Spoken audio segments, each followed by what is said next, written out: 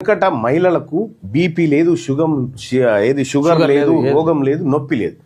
ఆ రోజున్నటువంటి మహిళలు ఎంత కాయ కష్టం చేసుకునేది తెలుసా? గ్రామీణ ప్రాంతాల్లో పొద్దుగాల కోడి గూయక ముందుకి వెళ్ళేసి ఇల్లు వాకిలి పెండతో అలుక్కొని, సానిపి అల్లుకొని, ముగ్గేసుకొని, మొగురాల పొంట అలుక్కొని, మళ్ళా పొయ్యిలున్న బూడిద ఎత్తిపోసి పొయ్యి అలుక్కొని, నిప్పురా చేసుకొని, ఇన్ని నీళ్లు కాగబెట్టుకొని, ఆమె తానం చేసి, ఇంట్లో పొరగాలకు తానం చేయించి, మళ్ళా వాళ్ళు తయారయ్యే వరకల్లా ఇదే కట్టెల పొయ్యి మీద ఊదరగొట్టం పెట్టి ఊదుకుంటా వంట చేసి, పొరగాలకు సర్ది కట్టి, ఇంటి ఆయనకు సర్ది కట్టి, ఈమింత కట్టుకొని, మళ్ళా బాయి కాడికి పోయి, కూలికి నాలికి పోయి పని చేసుకొచ్చి, మళ్ళా సాయంత్రం వచ్చి, మళ్ళా పొయ్యిల బూడిద ఎత్తిపోసి, మళ్ళా వంట రాజేసి, మళ్ళా మంచి చెడు అంతా చూసుకొని పండుకునే వరకల్లా 11 అయ్యేది.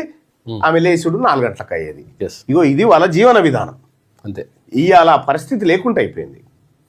ఇవాళ నువ్వు పొయ్యి రాజేయాల్సిన పని లేదు, టిక్కుమంటే గ్యాస్ వెలుగుతుంది. కట్టెలు కొట్టుకురావాల్సిన పని అంతకంటే లేదు. ఏది పొయ్యాలు కాల్సిన పని లేదు. సాన్పి చల్దామంటే కూడా పెండ కరువు అయిపోయింది. సాన్పి అసలు వాకిలే లేదు.